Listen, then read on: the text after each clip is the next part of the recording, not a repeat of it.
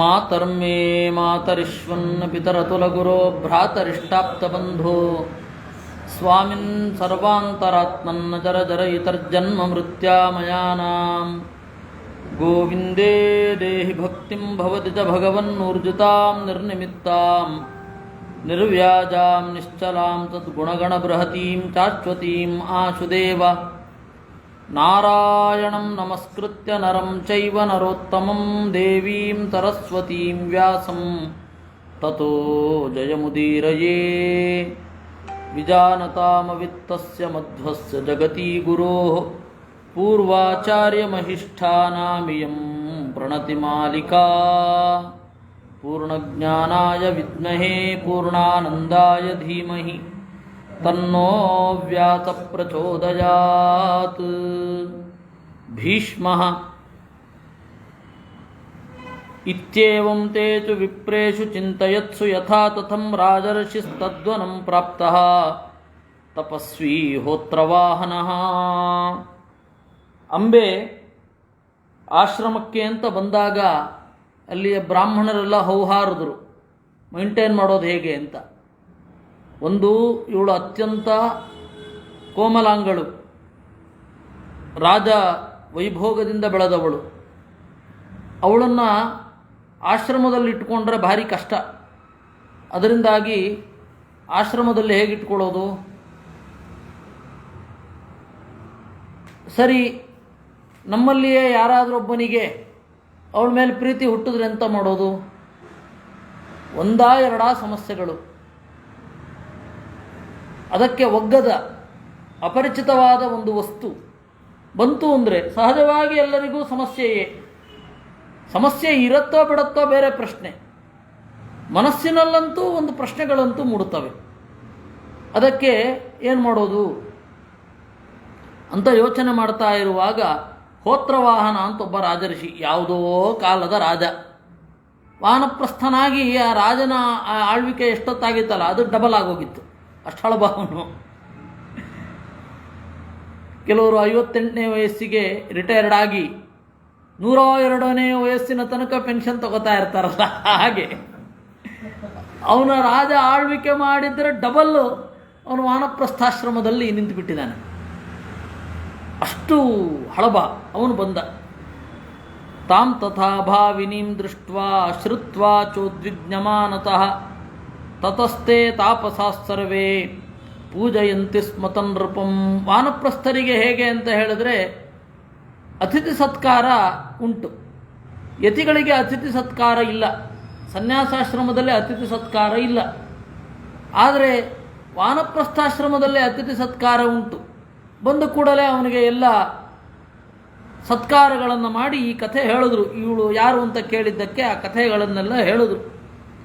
ತತಸ್ತೆ ಪೂಜಾಭಿಸ್ವಾಗತಾದ್ಯಾಭಿಃ ಆಸನೇನ ಉದಕೇನ ಚ ತಸ್ಯೋಪವಿಷ್ಟಸ್ಯ ಸತಃ ವಿಶ್ರಾಂತಸ್ಯೋಪಶೃಣ್ವತಃ ಪುನರೇವ ಕಥಾಂ ಚಕ್ರುಃ ಕನ್ಯಾಂ ಪ್ರತಿವನೌಕಸಃ.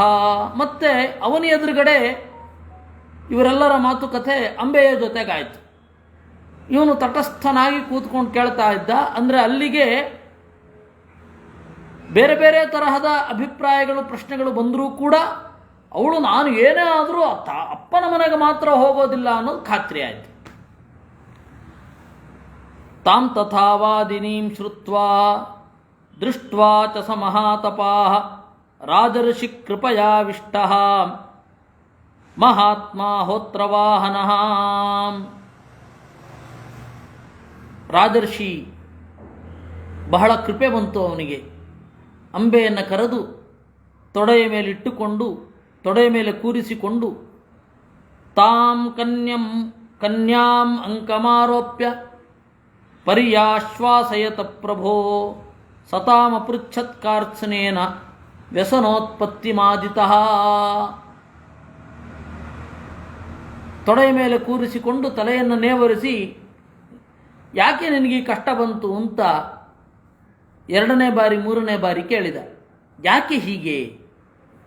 ಈಗ ನೋಡಿ, ಮೊದಲು ಅವಳು ನಿಲ್ಲುವೇನು ಅಂತ ಗೊತ್ತಾಯಿತು. ಇವರು ಏನು ಹೇಳ್ತಾ ಇದ್ದಾರೆ ಅದು ಗೊತ್ತಾಯಿತು. ಇವರೊಂದು ಹೇಳ್ತಾ ಇದ್ದಾರೆ, ಇವಳು ನಾನು ಹೋಗೋಲ್ಲ ಅಂತ. ಅವರಿಬ್ಬರ ಮಾತುಕತೆಯೂ ಗೊತ್ತಾಯಿತು. ಅಂದರೆ ಇವಾಗ ಯಾವ ಪರಿಸ್ಥಿತಿಯಲ್ಲಿದ್ದಾಳೆ ಅಂಬೆ, ಯಾಕೆ ಅವಳು ಅಪ್ಪನ ಮನೆಗೆ ಹೋಗೋಲ್ಲ ಅಂತ ಹೇಳ್ತಾಳೆ? ಗಂಡನ ಮನೆಗೆ ಹೋಗುವಂಥದ್ದು ರೂಲ್ಡ್ ಔಟ್, ಗಂಡನ ಮನೆಗೆ ಹೋಗ್ಲಿಕ್ಕೆ ಆಗ್ತಾ ಇಲ್ಲ, ಅಪ್ಪನ ಮನೆಗೆ ಹೋಗಬೇಕು. ಅಪ್ಪನ ಮನೆಗೆ ಹೋಗೋದು ಹೇಗೆ? ಹೋಗು ಅಂತ ಎಲ್ಲ ಹೇಳ್ತಾ ಇದ್ದಾರೆ. ಇನ್ನಿನ ಆಶ್ರಮದಲ್ಲಿ ಇದ್ದರೆ ಅತ್ಯಂತ ವಿಜಾತೀಯವಾದ ವಸ್ತು ಅಂತ ಅಲ್ಲಿ ಹೇಳ್ತಾ ಇದ್ದಾರೆ. ಇವನು ಮತ್ತೆ ಇನ್ನೊಮ್ಮೆ ಕೇಳಿದ ಕಾರಣ ಏನು ಅಂದರೆ, ಬೇರೆ ಅಂಶ ಇಲ್ಲಿ ತನಕ ಮುಚ್ಚಿಟ್ಟ ಅಂಶ ಏನಾದರೂ ಹೊರಬೀಳುತ್ತೋ ಏನೋ ಅಂತ. ಕೆಲವೊಮ್ಮೆ ಹಾಗಾಗತ್ತೆ. ಯಾಕೆಂದರೆ ಒಂದೇ ಘಟನೆಯನ್ನು 3 ಬಾರಿ 4ನೆಯ ಬಾರಿ ವಿಚಾರಿಸಿದಾಗ ಹೊಳೆಯುವ ಹೊಳಹೆ ಬೇರೆ. ಅದರಿಂದಾಗಿ ಘಟನೆ ಒಂದೇ, ಹೊಳೆಯುವ ಅಂಶಗಳು ಬೇರೆ ಬೇರೆ, ಬೇರೆ ಬೇರೆ ಅಂಶಗಳು ಹೊಳಿತವೆ. ಅದಕ್ಕೆ ಅದು ಕೇಳೋದು. ನೀವು ಬೇಕಾದ್ರೆ ನೋಡಿ, ಬೇರೆ ಬೇರೆ ವರ್ಷನ್ ಒಂದೇ ಘಟನೆಯನ್ನು ನೀವು 2-3 ಬಾರಿ ತಿರುವು ಹಾಕಿದಾಗ ಹೊಸ ಹೊಸ ಸಂಗತಿಗಳು ಸ್ಫುರಣ ಆಗ್ತವೆ. ಅದಕ್ಕೆ ನೀವು ರಾಮಾಯಣದಲ್ಲಿ, ಮಹಾಭಾರತದಲ್ಲಿ ಒಂದು ಘಟನೆಯನ್ನೇ ಬೇರೆ ಬೇರೆ ನೆಲೆಯಿಂದ ಅವಲೋಕಿಸಿರ್ತಾರೆ. ವಿದ್ಯಾಪೀಠದಲ್ಲಿ ಒಬ್ಬ ಹುಡುಗ ಪಾಪ ತರ್ಕಶಾಸ್ತ್ರದಿಂದ ಸಂಸ್ಕೃತವಾದ ಬುದ್ಧಿ. ಅವನಿಗೆ ಹೇಳಿದೆ, ಮೊದಲು ನೀನು ವಾಲ್ಮೀಕಿ ರಾಮಾಯಣ ಶುರು ಮಾಡು ಅಂತಂದೆ.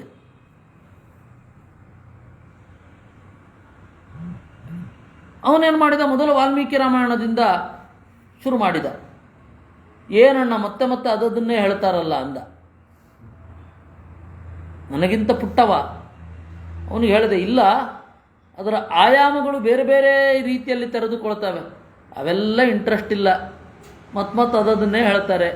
ಪ್ರೌಢವಾದ ಶೈಲಿಯೆಲ್ಲ ಏನಿಲ್ಲ, ಗಂಭೀರವಾದ ವಿಷಯ ಇಲ್ಲ. ಯಾರೋ ಅಳ್ತಾರೆ, ಯಾರೋ ಕೂಡ್ತಾರೆ, ಯಾರೋ ನಡೀತಾರೆ.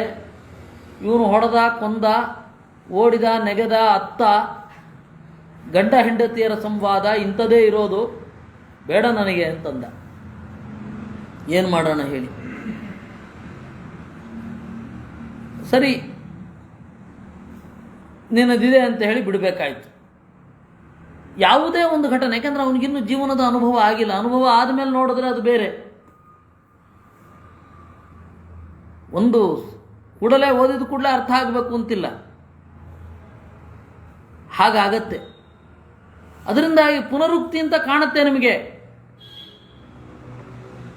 ಮಹಾಭಾರತವನ್ನೇ ನೋಡಿ, ಆದಿಪರ್ವದಲ್ಲಿ 3 ಸಂಕ್ಷಿಪ್ತ ಆವೃತ್ತಿಗಳುಂಟು. ಆಮೇಲೆ ಮತ್ತೆ ಅದು ಬಿಡಿಸ್ಕೊಂಡು ಹೋಗುತ್ತೆ. ಅದರಿಂದಾಗಿ ಮತ್ತೆ ಮತ್ತೆ ಪುರಾಣಗಳಲ್ಲಿ ಮತ್ತೆ ಮತ್ತೆ ಹೇಳುವಾಗ, ಸಂಕ್ಷಿಪ್ತವಾಗಿ ಹೇಳುವಾಗ ಏನು ಹೇಳಿರ್ತಾರೆ, ವಿಸ್ತಾರವಾಗಿ ಹೇಳುವಾಗ ಏನು ಹೇಳಿರ್ತಾರೆ ಅಂತ ಅನ್ನೋದನ್ನು ನೋಡಬೇಕು. ಅದು ಎರಡನ್ನೂ ಬೇರೆ ಬೇರೆ ಆಯಾಮಗಳಲ್ಲಿ ನೋಡಬೇಕು. ಅದನ್ನು ಅಕೃತವ್ರಣ ಮಾಡಿದ, ಹೋತ್ರವಾಹನ ಮಾಡಿದ. ಕಾರ್ಯಂಚ ಪ್ರತಿಪೇದೆ ತನ್ಮನಸಾ ಸಮಹಾತಪಾ ಅಬ್ರವೀದ್ವೇಪಮಾನಶ್ಚ ಕನ್ಯಾಂ ಆರ್ತಾಂ ಸುದುಃಖಿತಾಂ. ಗಡಗಡ ನಡುಗುತ್ತಾ, ಅವನೇ ಬಹಳ ವಯಸ್ಸಾಗೋಗಿದೆ ಅವನಿಗೆ, ಹೋತ್ರವಾಹನನಿಗೆ. ಈ ಅಂಬೆ ಎನ್ನುವ ಹುಡುಗಿಯನ್ನು, ಯುವತಿ ಅವಳು, ತೊಡೆ ಮೇಲೆ ಕೂಡಿಸಿಕೊಂಡು ಹೇಳಿದ ಅಂತೆ, ಮಾಗಾ ಪಿತೃಗೃಹಂ ಭದ್ರೇ ಮಾತುಸ್ತೆ ಜನಕೋಶಹಂ ದುಃಖಂ ಛೇತ್ಸ್ಯಾಮಿತೆ ಹಂ ವೈ ಮೈ ವರ್ತಸ್ವ ಪುತ್ರವತ್. ಮಗಳೇ, ತಂದೆ ಮನೆಗೆ ಹೋಗಬೇಡ. ನಿನಗೇನು ದುಃಖ ಆಗಿದೆ ಅಂತ ಗೊತ್ತಾಗಿದೆ. ನಾನು ಯಾರೋ ಅಂತ ಅಂದ್ಕೊಂಡ್ಯಾ? ನಿನ್ನ ಪ್ರಮಾತಾಮಹ ನಾನು. ನಿನ್ನ ತಾಯಿಯ ತಂದೆ ಯಾವುದೋ ಕಾಲದಲ್ಲಿ ರಾಜ್ಯವನ್ನು ತೊರೆದು ಬಂದು ಇಲ್ಲಿ ತಪಸ್ಸು ಮಾಡ್ತಾ ಇದ್ದಾನೆ. ಅವನಿಗೆ ಆಕಸ್ಮಿಕವಾಗಿ ತನ್ನ 3ನೆಯ 4ನೆಯ ತಲೆಮಾರಿನ ಒಂದು ಹುಡುಗಿ ಭೇಟಿಯಾಗಿದ್ದಾಳೆ. ಅದೊಂದು ವಿಚಿತ್ರ ಅಲ್ವ? ನಾವು ಅದೊಂದು ಸುಮ್ಮನೆ ಕಲ್ಪಿಸಿಕೊಳ್ಳಿ, ಎಷ್ಟು ರೋಚಕ. ನಮ್ಮ 4ನೆಯ ತಲೆಮಾರಿನ ಅಥವಾ 5ನೇ ತಲೆಮಾರಿನವ ಇದ್ದಕ್ಕಿದ್ದಾಗ ಧತ್ ಅಂತ ಭೇಟಿ ಆದರೆ ಕಾಡಿನಲ್ಲಿ ಏನು ಸೊಗಸಾಗಿರುತ್ತದು. ನಮ್ಮೆಲ್ಲ ಕಷ್ಟಗಳಿಗೆ ಅವನು ಯಾವ ರೀತಿ ಧನಿಯಾಗಬಹುದು, ಅವನು ನಮ್ಮನ್ನು ಹೇಗೆ ನೋಡಬಹುದು, ನಮ್ಮ ವೈಫಲ್ಯವನ್ನು ಹೇಗೆ ನೋಡಬಹುದು, ನಮ್ಮ ಸಾಫಲ್ಯವನ್ನು ಅವನು ಕಾಣುವ ಬಗೆ ಏನು ಅನ್ನೋದೇ ಕುತೂಹಲ ಅಲ್ವೇ? ನಮ್ಮ ಮುತ್ತಾತ ಧುತ್ತಂತ ಬಂದರು, ಅಥವಾ ಈಗಿನ ಯಾವುದೇ ಸ್ವಾಮಿಗಳ 5ನೇ ತಲೆಮಾರಿನ ಸನ್ಯಾಸಿ ಒಬ್ಬ ಧುತ್ತಂತ ಎದುರುಗಡೆ ಬಂದರೆ ಇವ್ರನ್ನ ಅವ್ರು ಯಾವ ರೀತಿ ನೋಡ್ಬೋದು? ಹಾಗೆ ನಮ್ಮ ಈ ತರಹದ ಸೌಲಭ್ಯಗಳು ಜಗತ್ತಿನ ಮುಂದುವರಿಕೆ ಅಂತ ನಾವೇನು ಅಂದ್ಕೊಂಡಿದ್ದೇವೆ ಅದೆಲ್ಲ ಅವ್ರ ಕಣ್ಣಿಗೆ ಹೆಂಗೆ ಕಾಣಿಸ್ಬಹುದು? ಮಹಾಭಾರತ ಆ ತರಹದ ಒಂದು ಸಾಧ್ಯತೆಯನ್ನು ತೆರೆದುಕೊಟ್ಟೇ ಇದೆ. ಅದಕ್ಕೆ ವೇದವ್ಯಾಸರು ಆ ಕಥೆ ಅನ್ನೋದೇನಿದೆ, ಕಥೆಯ ಎಲ್ಲ ರೀತಿಯ ರೋಚಕಾಂಶಗಳು ಬಂದಾಗೋಗಿದೆ. ನೋಡಿ, ಗೊತ್ತೇ ಇಲ್ಲ ಅವಳಿಗೆ ಇದು ನನ್ನ ಮುತ್ತಾತ ಅಂತ ಗೊತ್ತಿಲ್ಲ ಅವಳಿಗೆ. ಅವಳು ಕಥೆ ಹೇಳ್ತಾ ಇದ್ದಾಳಷ್ಟೇ. ಇವನು 2-3 ಬಾರಿ ಕೇಳಿಕೊಂಡ, ನಿನ್ನ ಅಪ್ಪ ಯಾರು, ನಿನ್ನ ಅಮ್ಮ ಯಾರು, ಎಲ್ಲ 2-3 ಬಾರಿ ಕೇಳಿಕೊಂಡಾದ ಮೇಲೆ ಆಮೇಲೆ ನಿಧಾನವಾಗಿ ಹೇಳಿದ, ಬೇರೆ ಯಾರೂ ಅಲ್ಲ, ನಾನು ನಿನ್ನ ಮುತ್ತಾತ. ಮೈ ವರ್ತಸ್ವ ಪುತ್ರವತ್ತು, ನನ್ನ ಮಗಳ ತರಹ ನೀನಿಲ್ಲೇ ಇದ್ಬಿಡು, ಎಲ್ಲಿಗೂ ಹೋಗಬೇಡ, ಪೂರ್ತಿಯಾಗಿ ಜರ್ಜರಿತವಾಗಿ ಎಲ್ಲಿಗೂ ಹೋಗಬೇಡ ನೀನು. ದುಃಖಂ ಛೇತ್ಸ್ಯಾಮಿತೇ ಹಂ ವೈ ಮೈ ವರ್ತಸ್ವ ಪುತ್ರವತ್ ಪರ್ಯಾಪ್ತಂತೆ ತಪಪುತ್ರಿ ಯದೇವಂ ಪರಿಶುಷ್ಯಸಿ. 7 ತಪಸ್ಸು ಮಾಡಲಿಕ್ಕೆ ಬರುವಂತಹ ವಯಸ್ಸಲ್ಲ ನಿನ್ನದು, ಬಾಡಿ ಹೋಗಿದ್ದೀಯ. ಗಚ್ಚ ಮಧ್ವಚನಾದ್ರಾಮಂ ಜಾಮದಗ್ನಂ ತಪಸ್ವಿನಂ ರಾಮಸ್ತೆ ಸುಮಹದ್ದುಃಖಂ ಶೋಕಂ ಚೈವಾಪನೇಷ್ಯತಿ. ನಾನು ಹೇಳ್ತಾ ಇದ್ದೇನೆ ಕೇಳು, ಪರಶುರಾಮನ ಬಳಿಗೆ ಹೋಗು, ಅವನಿಗೆ ದೂರು ಕೊಡು, ಅವನು ನಿನ್ನ ದುಃಖವನ್ನು ಪರಿಹಾರ ಮಾಡ್ತಾನೆ. ಹನಿಷ್ಯತಿ ರಣೇ ಭೀಷ್ಮಂ ನ ಕರಿಷ್ಯತಿ ಚೇದ್ವಚಃ ತಂ ಗಚ್ಚ ಭಾರ್ಗವಶ್ರೇಷ್ಠಂ ಕಾಲಾಗ್ನಿ ಸಮತೇಜಸಂ. ಹೋಗು, ಭೀಷ್ಮರ ಬಳಿಗೆ ಹೋಗಿ ನೀನು ನಿನ್ನ ಪ್ರಾರ್ಥನೆ ಮಾಡಿದರೆ ಅವನು ಪ್ರಯೋಜನ ಇಲ್ಲ. ಭೀಷ್ಮರ ಬಳಿಗೆ ಪರಶುರಾಮನನ್ನು ಬಿಡು. ಪರಶುರಾಮ ಭೀಷ್ಮರನ್ನ ಒಂದೋ ಮದುವೆ ಆಗು ಅಂತಾನೆ. ಮದುವೆ ಆಗಲ್ಲ ಅಂದರೆ ಯುದ್ಧಕ್ಕೆ ನಿಲ್ತಾನೆ. ಯುದ್ಧಕ್ಕೆ ನಿಲ್ತರೆ ಭೀಷ್ಮ ಸಾಯ್ತಾನೆ. ಕಥಂಚ ತೀವ್ರಂ ದುಃಖಂ ಮೇ ನಾಶಯಿಷ್ಯತಿ ಭಾರ್ಗವಃ ಪ್ರತಿಷ್ಠಾಪಯಿತಾ ಸತ್ವಾಂ ಧರ್ಮೇ ಪಥಿ ನಿರಾಮಯೇ. ನೋಡಿ, ಕಾಲಾಗ್ನಿ ಸಮತೇಜಸಂ ಭಾರ್ಗವನಿಗೆ ವಿಶೇಷಣ, ಪರಶುರಾಮನಿಗೆ ಉರಿದುರಿಯುವ ಬೆಂಕಿಯಂತೆ ಇದ್ದಾನೆ ಅಂತ. ಕಾಲಾಗ್ನಿ ಪ್ರಳಯ ಕಾಲದ ಅಗ್ನಿ ಅಂತ ಇದ್ದಾನೆ ಅಂದರೆ ಕೆಂಪು ಮೈ ಬಣ್ಣದವ ಅಂತ ಅರ್ಥ ಆಯಿತು. ತಂ ಗಚ್ಚ ಭಾರ್ಗವ ಶ್ರೇಷ್ಠಂ ಪ್ರತಿಷ್ಠಾಪಯಿತಾ ಸತ್ವಾಂ ಧರ್ಮೇ ಪಥಿ ನಿರಾಮಯೇ. ನೀನು ಧರ್ಮದಿಂದ ಬಾಳುವಂತೆ ಆಗತ್ತೆ, ಹೊರಡು ಅಂತ ಹೇಳಿದ. ತತಸ್ತು ಸುಸ್ವರಂ ಬಾಷ್ಪಂ ಉತ್ಸೃಜಂತಿ ಪುನಃ ಪುನಃ ಅಬ್ರವೀತ್ ಪಿತರಂ ಮಾತುಃ ಸಾತದಾ ಹೋತ್ರವಾಹನಂ. ಆಗ ಸುಸ್ವರಂ ಬಾಷ್ಪಂ, ಚೆನ್ನಾಗಿ ಅಳ್ತಾ ಇದ್ದು, ಇಂಪಾಗಿ ಅಳ್ತಾ ಇದ್ದಾಳೆ ಅಂತ. ಇವನಿಗೆ ಅದು ಯಾರು ಬಂದು ಹೇಳಿದ್ರು? ಆ ಭೀಷ್ಮನಿಗೆ ಇಂಪಾಗಿ ಅಳ್ತಾ ಇದ್ದಾಳೆ ಅಂತಾನೆ. ಸುಸ್ವರಂ, ಮೃದು ಸುಸ್ವರಂ ರಾಜನ್ ಅಲ್ಲ, ಹೆಣ್ಣುಮಕ್ಕಳು ಹತ್ರ ಇಂಪಾಗೇ ಇರುತ್ತೆ, ಅದಕ್ಕೆ ಸುಸ್ವರಂ ಅಂತ ಅವ್ರಿಗೂ ಅಲ್ಲಿಗೂ ವಿಶೇಷಣ ಇರಬಹುದೋ ಏನೋ. ಅಭಿವಾದಯಿತ್ವಾ ಚಿರತ ಗಮಿಷ್ಯೇ ತವ ಶಾಸನಂ. ಹೋತ್ರವಾಹನನಿಗೆ ನಮಸ್ಕಾರ ಮಾಡಿ ಅವಳು ಹೇಳಿದಾಳಂತೆ, ಆಯಿತು ನಾನು ಹೊರಡುತ್ತೇನೆ ಅಂತ. ಕಥಂಚ ತೀವ್ರಂ ದುಃಖಂ ಮೇ ನಾಶಯಿಷ್ಯತಿ ಭಾರ್ಗವಃ ಏತದಿಚ್ಛಾಮ್ಯಹಂ ಶ್ರೋತುಂ ಯಥಾ ಯಾಸ್ಯಾಮಿ ತತ್ರ ವೈ. ಇನ್ನೊಂದು ಉಪಕಾರ ಆಗಬೇಕು, ನಾನು ಹೋಗಿ ಅವನಿಗೆ ಮೊರೆ ಹೋಗಬೇಕು. ಕರೆಕ್ಟು, ಹೇಗೆ ಹೋಗಬೇಕು, ನನ್ನ ಅಪ್ರೋಚ್ ಯಾವ ರೀತಿ ಇರಬೇಕು, ಪರಶುರಾಮನಿಗೆ ಇಷ್ಟ ಆಗೋ ರೀತಿ ಇರಬೇಕಲ್ಲ. ನಾನು ಹೇಗೆ ಹೋಗಬೇಕು, ಯಾವ ವೇಷ ಬಿಡಿ, ನನ್ನ ಬಾಡಿ ಲ್ಯಾಂಗ್ವೇಜ್ ಹೇಗಿರಬೇಕು, ನನ್ನ ಮಾತು ಹೇಗಿರಬೇಕು, ಎಲ್ಲವನ್ನ ಕೇಳ್ತಾಳೆ. ಹೇಳು ಅಂತ ಅವಳು ಹೇಳ್ತಾಳೆ ಅನ್ನುವಲ್ಲಿಗೆ 163ನೇ ಅಧ್ಯಾಯ. ಹೋತ್ರವಾಹನ ರಾಮಂ ದ್ರಕ್ಷಸಿ ಭದ್ರಂ ತ್ವಂ ಜಾಮದಗ್ನಂ ಮಹಾವನೆ ಉಗ್ರೇ ತಪಸಿ ವರ್ತಂತಂ ಸತ್ಯಸಂಧಂ ಮಹಾಬಲಂ. ಮಹಾವನದಲ್ಲಿ ನೀನು ಪರಶುರಾಮನನ್ನು ನೋಡ್ತೀಯ. ಹೇಗಿರ್ತಾನೆ ಗೊತ್ತಾ?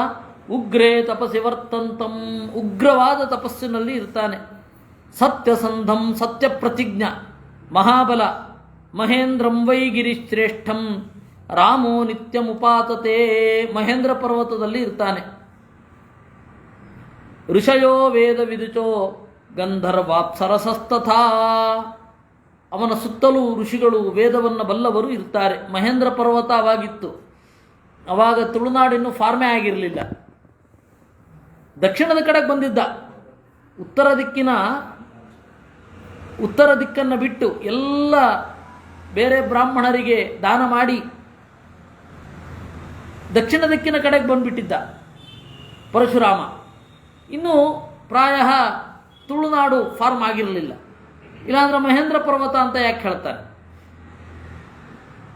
ಅದರಿಂದಾಗಿ ಪ್ರಾಯ ಆಚಾರ್ಯರು ಬಂದದ್ದು ಯಾಕೆಂದರೆ ಪರಶುರಾಮ ದೇವರ ಕ್ಷೇತ್ರ ಅಂತ, ಮತ್ತು ದೇವರ ಸಂಕಲ್ಪ ಹಾಗೆ. ತುಳುನಾಡು ಇತ್ತೋ ಇರಲಿಲ್ವೋ ಇಲ್ಲಿ ಸ್ಪಷ್ಟ ಆಗಲ್ಲ. ಇರಲಿ, ಏನು ಬೇಕಾದ್ರೆ ಇರಲಿ. ಮಹೇಂದ್ರ ಪರ್ವತದಲ್ಲಿ ಈಗ ಇದ್ದಾನೆ, ಹೋಗು ಅಂತ ಹೇಳೋದು. ಯಾಕೆಂದರೆ ಇದು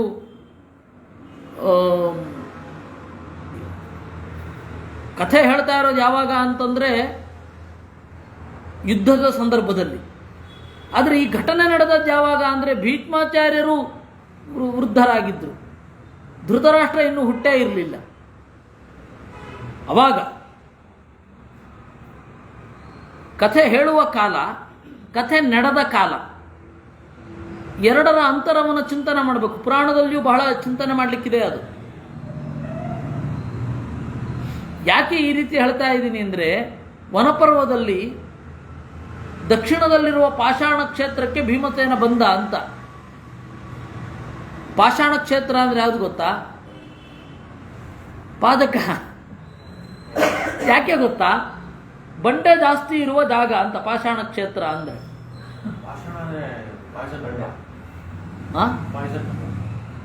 ಇಲ್ಲ, ಅದು ಪಾಯ್ಸನ್ಗೂ ಒಂದು ಹೆಸರಿದೆ. ಪಾಷಾಣ ವಿಷ, ಅದು ಪಾಷಾಣ ತಿಕ್ಕಿಯೇ ವಿಷ ಮಾಡೋದು. ಆದರೆ ನೇರ ಅರ್ಥ ಪಾಷಾಣ ಅನ್ನೋದಕ್ಕಿಲ್ಲ. ಅದು ಆಯುರ್ವೇದದಲ್ಲೆಲ್ಲೋ ಕೆಲವೊಂದು ಕಡೆ ಹಂಗೆ ಬಳಸ್ತಾರಷ್ಟೆ. ಎಲ್ಲ ಕಡೆಯೂ ಪಾಷಾಣ ಅಂದರೆ ವಿಷ ಅಲ್ಲ. ಇವರು ಇಲಿ ಪಾಷಾಣ ನೋಡ್ಕೊಂಡು ಹೇಳ್ತಾ ಇದ್ದಾರೋ ಏನು? ಇಲ್ಲ, ಪಾಷಾಣ ಅಂತಂದರೆ ಇವ್ರು ಯಾಕೆ ಪ್ರಶ್ನೆ ಕೇಳುವಾಗ ಆ ಪ್ರಶ್ನೆ ಮೂಲಕ್ಕೆ ಹೋಗೋದೊಂದು ಅಭ್ಯಾಸ ಆಗಿಬಿಟ್ಟಿದೆ ಅಷ್ಟೇ. ಅದಕ್ಕಾಗಿ ಹೇಳಿದ್ದು. ಹೌದಾ? ಕರೆಕ್ಟ್. ಬ್ರೂಯಾಶ್ಚೈನಂ ಪುನರ್ಭದ್ರೇ, ಕೇಳಿದ ಪ್ರಶ್ನೆಗೆ ಆ ಪ್ರಶ್ನೆಯ ಮೂಲಕ ಹೋಗದೆ ಉತ್ತರ ಕೊಟ್ಟರೆ ಅದು ತರ್ಕಶಾಸ್ತ್ರ ಆಗತ್ತೆ, ತರ್ಕಶಾಸ್ತ್ರದ ಗ್ರಂಥ ಆಗತ್ತೆ. ಅದು ಮೂಲಕ ಹೋದರೆ ವೇದವ್ಯಾಸರದ ದಾರಿ ಆಗತ್ತೆ. ಬ್ರೂಯಾಶ್ಚೈನಂ ಪುನರ್ಭದ್ರೇ ಯತ್ತೇ ಕಾರ್ಯಂ ಮನಸ್ವಿನಂ ಮನೀಷಿತಂ, ಅಲ್ಲಿ ಋಷಿಗಳೆಲ್ಲ ಇರ್ತಾರೆ, ಅಲ್ಲಿಗೆ ಹೋಗಿ ನಮಸ್ಕಾರ ಮಾಡು. ಯಾಕೆ ಹೇಳಿದ್ದು ಅಂದರೆ, ಹೇಳ್ತಾ ಇದ್ದಿದ್ದು ಮರ್ತೋಯ್ತು. ಕಥೆ ನಡೆದ ಕಾಲ, ಕಥೆ ಹೇಳಿದ ಕಾಲ, ಎರಡನ್ನೂ ನೋಡಿಕೊಂಡು ಒಂದು ವಿಚಾರವನ್ನು ತೀರ್ಮಾನ ಮಾಡಬೇಕು. ನಿಮಗೆ ಅನೇಕ ಸಂಗತಿಗಳು ಅದರಿಂದ ಸ್ಫುಟ ಆಗ್ತಾ ಹೋಗುತ್ತೆ. ಹೀಗಾಗಿ ಇದು ಬಹಳ ಹಿಂದೆ ಅಂತ, ಬಹಳ ಹಿಂದೆ ನಡೆದದ್ದನ್ನು ಭೀಷ್ಮಾಚಾರ್ಯರು ಹೇಳ್ತಾ ಇರೋದು ಯಾವಾಗ? ಇವ್ರಿಗೆ 72 ವಯಸ್ಸಾಗಿದ್ದಾಗ. ಇವನಿಗೆ 71, ಯಾರಿಗೆ? ದುರ್ಯೋಧನನಿಗೆ 71 ವಯಸ್ಸು, ಅವರಿಗೆ 800 ವಯಸ್ಸಾಗಿದೆ. ಅವಾಗ ಹೇಳ್ತಾ ಇದ್ದ ಘಟನೆ ಇದು. ಅದರಂತೆ ಅಂಬೆಗೆ ಹೇಳಿದ ಅವನು ಹೋತ್ರವಾಹನ ಬಂದು ನಮಸ್ಕಾರ ಮಾಡು. ಮಯಿ ಸಂಕೀರ್ತಿತೆ ರಾಮ ಸರ್ವಂ ತತ್ತೇ ಕರಿಷ್ಯತಿ ಮಮ ರಾಮ ಸಖಾವತ್ಸೆ ಪ್ರೀತಿಯುಕ್ತ ಸುಹೃಚ್ಛಮೇ. ಮಯಿ ಸಂಕೀರ್ತಿತೆ, ನನ್ನ ಹೆಸರನ್ನು ಹೇಳಿದರೆ ನಿನಗೆ ರಾಮ ಏನು ಬೇಕಾದರೂ ಕೆಲಸ ಮಾಡಿಕೊಡ್ತಾನೆ. ಯಾಕೆಂದರೆ ನನ್ನ ಆತ್ಮೀಯ ಗೆಳೆಯ, ಜಮದಗ್ನಿ ಸುತೋ ವೀರ ಸರ್ವಶಸ್ತ್ರಭೃತಾಂಬರ ಅಂತ ಹೇಳಿದ. ನೋಡಿ, ಹೋತ್ರವಾಹನ ಏನಿದ್ದಾನೆ ಅವನು ಒಂದು ಕಾಲದ ಕ್ಷತ್ರಿಯ, ವಾನಪ್ರಸ್ಥನಾಗಿದ್ದಾನೆ. ಕ್ಷತ್ರಿಯರನ್ನು ಕೊಂದ ರಾಮನ ಜೊತೆ ಸ್ನೇಹದಿಂದ ಇದ್ದಾನೆ. ಅಂದರೆ ರಾಮ ಪರಶುರಾಮ ಕೊಂದದ್ದು ಆಸುರ ಕ್ಷತ್ರಿಯರನ್ನು ಮಾತ್ರ, ಬೇರೆ ಅಲ್ಲ.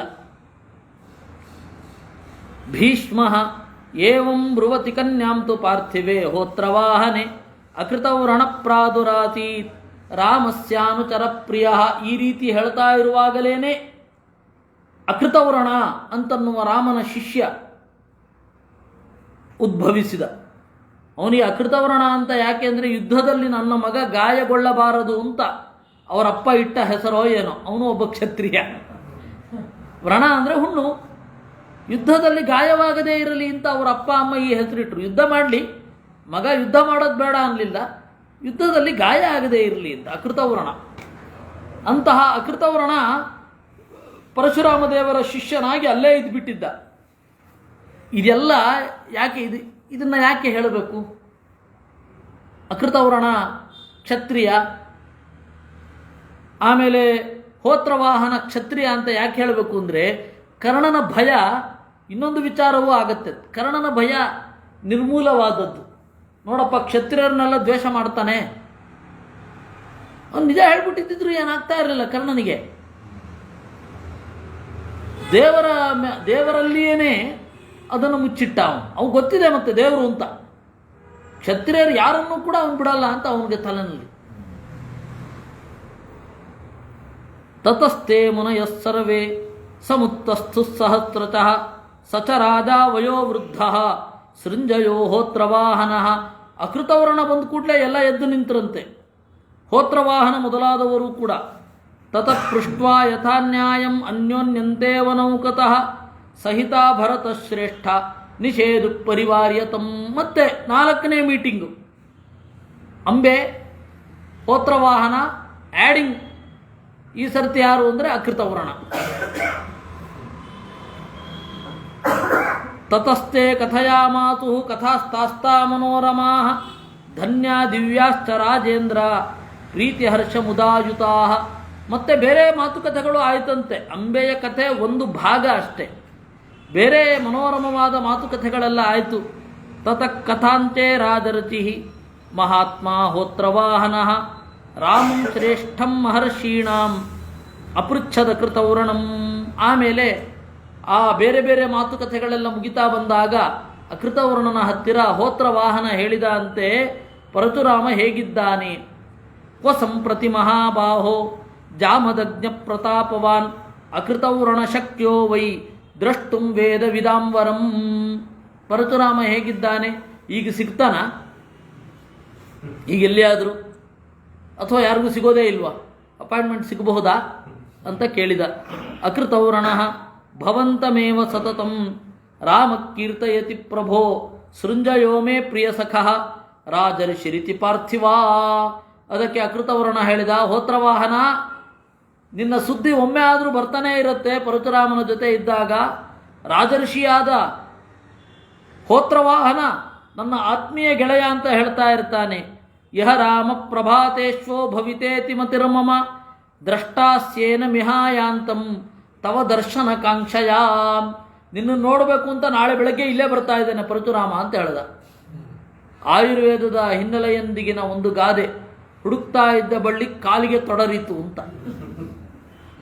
ಹಾಗೆ ಅಂಬೆ ಹೋಗಬೇಕು ಅಂತ ಇದ್ದವಳು ಪರಶುರಾಮ ದೇವರೇ ಬರ್ತೀನಿ ಅಂತ ಸುದ್ದಿ ತಿಳಿಸಿದ್ರು.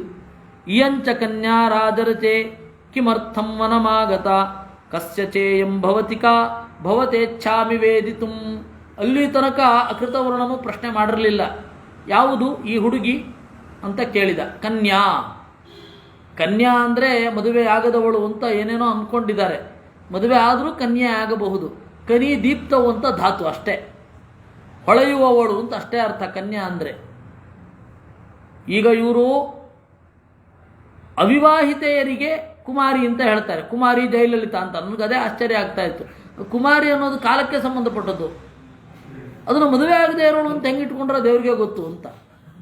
ಆಮೇಲೆ ಶ್ರೀಮತಿ ಅಂತ ಹಾಕೋ ಹಾಗಿಲ್ಲ ಅಂತ. ಶ್ರೀ ಅಂದರೆ ದೈಹಿಕವಾದ ಕಾಂತಿ, ಶ್ರೀಮತಿ ಯಾರೂ ಆಗಬಹುದು. ಇವರು ಇಲ್ಲ, ಮದುವೆ ಆಗಿದ್ರೆ ಮಾತ್ರ ಶ್ರೀಮತಿ ಅಂತ ಹಾಕಬೇಕು ಅಂತ ಏನೇನೋ ಕಲ್ಪನೆಗಳಿದೆ. ಅದು ನೀವು ಶಬ್ದಶಾಸ್ತ್ರವನ್ನು ಒಡೆದು ನೋಡಿದ್ರೆ ಆ ತರಹದ್ದೇನಿಲ್ಲ. ಅಲ್ಲ, ಅವರೊಬ್ಬರು ಅವಿವಾಹಿತೆ ಆಗಿರ್ತಾರೆ, ಬಹಳ ವಯಸ್ಸಾಗಿರುತ್ತೆ, ಅವ್ರಿಗೆ ಬರೀ ಶ್ರೀ ಅಷ್ಟೇ.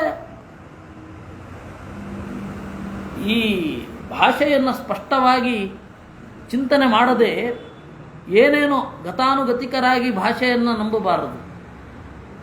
ಯುಕ್ತವಾದದ್ದನ್ನು 1008 ಶ್ರೀ ಅಂತನ್ನೋದು ಹಾಗೆ ಎಲ್ಲ ಬೇಡ. ನಮಸ್ಕರಿಸಿ ಅಂದರೆ ಸಾಕು. ಹೋತ್ರವಾಹನ ದೌಹಿತ್ರೀಯಂ ಮಮ ವಿಭೋ ಕಾಶಿರಾಜಸುತಾಪ್ರಿಯ ಜ್ಯೇಷ್ಠಾ ಸ್ವಯಂವರೇ ತಸ್ಥೌ ಭಗಿನೀನಾಂ ತಥಾನಗಾ. ಇವಳು ಯಾರು ಅಂದರೆ ನನ್ನ ಮಗಳ ಕಡೆ ದೂರದ ನಂತರದ ತಲೆಮಾರಿನವಳು, ನನ್ನ ಮಗಳ ತಲೆಮಾರಿನವಳು ಅವಳು. ಕಾಶಿರಾಜನ ಮಗಳು. ಪ್ರಿಯಾ ಸ್ವಯಂವರೇ ಜ್ಯೇಷ್ಠಾ ಸ್ವಯಂವರೇ ತಸ್ಥೌ. ಇವಳಿಗೆ ಸ್ವಯಂವರ ಆಯಿತು. ಇಯಂ ಅಂಬೇತಿ ವಿಖ್ಯಾತ, ಅಂಬಾ ಅಂತ ಹೆಸರು, ಕಾಶಿಪತಿಯ ಮಗಳು. ಅಂಬಿಕಾಂಬಾಲಿಕೆ ತ್ವನ್ಯೇ ಕನೀಯಸ್ಯೌ ತಪೋಧನ. ಅಂಬಿಕಾ ಮತ್ತು ಅಂಬಾಲಿಕೆ ಅಂತ. ಇವರ ಸ್ವಯಂವರದಲ್ಲಿ ಸಮೇತಂ ಪಾರ್ಥಿವಂ ಕ್ಷತ್ರಂ ಕನ್ಯಾ ನಿಮಿತ್ತಂ. ಹೆಣ್ಣು ಬೇಕು ಅಂತ ರಾಜರ ಸಮೂಹ ಎಲ್ಲ ಸೇರಿತ್ತು. ತತ್ರಾಸೀದುತ್ಸವೋ ಮಹಾ, ದೊಡ್ಡ ಹಬ್ಬ ಸ್ವಯಂವರ ಅನ್ನೋದು. ಆಗ ಮಹಾವೀರ್ಯನಾದ ಶಂತನುವಿನ ಮಗನಾದ ಭೀಷ್ಮ ಅಧಿಕ್ಷಿಪ್ಯ ಮಹಾತೇಜಾಹ ತಿಸ್ರ ಕನ್ಯಾ ಜಹಾರತಾಹ. ಎಲ್ಲ ರಾಜರನ್ನು ಧಿಕ್ಕರಿಸಿ 3 ಹುಡುಗಿಯರನ್ನು ತೆಗೆದುಕೊಂಡು ಹೋದ. ಆಜಗಾಮ ವಿಶುದ್ಧಾತ್ಮ ಕನ್ಯಾಭಿಸ್ಸಹ ಭಾರತ. ಕನ್ಯಾಭಿಸ್ಸಹ ಭಾರತ, ಶುದ್ಧಾತ್ಮನಾಗಿ ಕನ್ಯೆಯರ ಜೊತೆಗೂಡಿ ಬಂದ. ನೋಡಿ, ಭೀಷ್ಮನ ಬಗ್ಗೆ ಅದೊಂದು ಮಾತಿನಲ್ಲಿ ಮಾತ್ರ ಅಗೌರವ ಇತ್ಯಾದಿಗಳೆಲ್ಲ ಇಲ್ಲ. ವಿಶುದ್ಧಾತ್ಮನಾಗಿಯೇ ಕನ್ಯೆಯರ ಜೊತೆಗಿದ್ದ. ಕೆಲವೊಬ್ಬರಿಗೆ ಶುದ್ಧ ಚರಿತರು ಹೇಗಿರ್ತಾರೆ ಅಂದರೆ ಯಾವುದ್ರ ಬಗ್ಗೆ ಬೇಕಾದ್ರೆ ಆಕ್ಷೇಪ ಮಾಡ್ತಾರೆ, ಅವರ ಬೇರೆ ಬೇರೆ ವಿಚಾರಗಳ ಬಗ್ಗೆ, ಆದರೆ ಅವರ ಚಾರಿತ್ರ್ಯದ ಬಗ್ಗೆ ಆಕ್ಷೇಪ ಮಾಡಿರಲ್ಲ. ಹಾಗೆ ಇವಾಗ ಪೇಜಾವರ ಸ್ವಾಮಿಗಳ ವಿರೋಧಿಗಳು ಅಂದರೆ ಹರಿಪದಂ ಗತಾಹಯೇ ಅವರಾಗಲಿ ಇವರಾಗಿರಲಿ, ಯಾರು ಬ್ರಹ್ಮಚರ್ಯದ ಬಗ್ಗೆ ಮಾತನಾಡೋಲ್ಲ, ಯಾಕೆಂದರೆ ಶುದ್ಧವಾಗಿದೆ ಅಂತ. ಎಂತಹ ವಿರೋಧಿಯೇ ಆಗಿರಲಿ, ಆ ತರಹ ಭೀಷ್ಮನ ಬ್ರಹ್ಮಚರ್ಯದ ಬಗ್ಗೆ ಯಾರೂ ಕೂಡ ತಪ್ಪು ಮಾತನಾಡಲಿಲ್ಲ. ವಿಶುದ್ಧಾತ್ಮ ಅಂತ ಹೇಳ್ತಾರೆ. ಅವರು ಜೀವನ ಇಡೀ ಬೆಳೆಸಿಕೊಂಡು ಬಂದದ್ದು. ಸತ್ಯವತ್ಯೈ ನಿವೇದ್ಯಾಥ ವಿವಾಹಾರ್ಥಮನಂತರಂ ಭ್ರಾತೃ ವಿಚಿತ್ರ ವೀರ್ಯಸ್ಯ ಸಮಾಜ್ಞಾಪಯತ ಪ್ರಭು. ಆಗ ಸತ್ಯವತಿಗೆ ನಿವೇದನೆ ಮಾಡಿದ, ತನ್ನ ತಮ್ಮನಿಗೆ ಮದುವೆ ಮಾಡಿದ. ಆದರೆ ಆ ವಿವಾಹದ ಸಿದ್ಧತೆಗಳನ್ನು ನೋಡಿ ಈ ಹುಡುಗಿ ಹೇಳಿದಳಂತೆ, ಮಯಾ ಸಾಲ್ವಪತಿರ್ವೀರ ಮನಸಾಭಿವೃತ ಪತಿ. ನಾನು ಮದುವೆ ಆಗೋದಿಲ್ಲ, ಸಾಲ್ವನನ್ನು ಮಾನಸಿಕವಾಗಿ ಬಯಸಿದ್ದೇನೆ, ನಾನು ಬೇರೆಯವರ ಜೊತೆಗೆ ಬೇರೆಯವರನ್ನ ಕಾಮಿಸಿದ್ದೇನೆ, ಅದನ್ನು ಬೇರೆಯವರಿಗೆ ಮದುವೆ ಮಾಡಿಕೊಡಬಾರದು ಅಂತ. ಆ ಮಾತನ್ನು ಕೇಳಿ ಮಂತ್ರಿಗಳ ಜೊತೆಗೆ ಚಿಂತಿಸಿ ನಿಶ್ಚಿತ್ಯ ವಿಸಸರ್ಜೆ ಮಾಂ ಸತ್ಯವತ್ಯಾಮತೆ ಸ್ಥಿತಃ. ಸತ್ಯವತಿಯನ್ನು ಕೇಳಿ ಅವಳನ್ನು ಕಳಿಸಿಕೊಟ್ಟ. ಭೀಷ್ಮನ ಅನುಮತಿಯನ್ನು ಪಡೆದು ಸಾಲ್ವನ ಬಳಿಗೆ ಬಂದಾಗ ಈ ಮಾತನ್ನು ಆಡಿದಳು. ವಿಸರ್ಜಿತಾಸ್ಮಿ ಭೀಷ್ಮೇಣ ಧರ್ಮಂ ಮಾಂ ಪ್ರತಿಪಾದಯ ಮನಸಾಭಿವೃತ ಪೂರ್ವಂ ಮಯಾತ್ವಂ ಪಾರ್ಥಿವರ್ಷಭ. ಧಾರ್ಮಿಕವಾಗಿ ಅವನ್ನ ಭೀಷ್ಮ ಬಿಟ್ಟಿದ್ದಾನೆ ನನ್ನನ್ನು, ನಾನು ನಿನ್ನನ್ನು ಮನಸ್ಸಿನಲ್ಲಿ ಇಟ್ಟುಕೊಂಡು ಬೇಡ ಅಂತ ಹೇಳಿ ಬಂದಿದ್ದೇನೆ, ನನ್ನನ್ನು ಸ್ವೀಕರಿಸು ಅಂತ. ಆದರೆ ಅವನು ಪ್ರತ್ಯಾಚಕ್ಷೌ ತಿರಸ್ಕಾರ ಮಾಡಿದ. ಪ್ರತ್ಯಾಖ್ಯಾನ ಅಂದರೆ ತಿರಸ್ಕಾರ, ಪ್ರತ್ಯಾಚಕ್ಷೌ ಲಿಟ್ ತಿರಸ್ಕಾರ ಮಾಡಿದ. ಸೇಯಂ ತಪೋವನಂ ಪ್ರಾಪ್ತ ತಪಸ್ಯಭಿರತಾಭೃತಂ. ತಪಸ್ಸಿಗೆ ಹೋದೆ. ಮಯಾಚ ಪ್ರತ್ಯಭಿಜ್ಞಾತ ವಂಶಸ್ಯ ಪರಿಕೀರ್ತನಾತ್. ನಾನು ನನ್ನ ವಂಶವನ್ನು ಹೇಳಿದ್ರಿಂದಾಗಿ ಈ ನಮ್ಮ ಹಿರಿಯರು ನಮಗೆ ಸಿಕ್ಕರು. ಅದರಿಂದಾಗಿ ಅವರು ಏನು ಹೇಳಿದ್ರು ಅಂದರೆ ಅಸ್ಯ ದುಃಖಸ್ಯ ಚೋತ್ಪತ್ತಿ ಭೀಷ್ಮ ಏವೇತಿ ಮನ್ಯತೆ. ಅವರೂ ಹಾಗೆ ಅಂದ್ಕೊಂಡಿದ್ದಾರೆ, ಈ ದುಃಖದ ಉತ್ಪತ್ತಿಯೇ ಭೀಷ್ಮರಿಂದ ಅಂತ.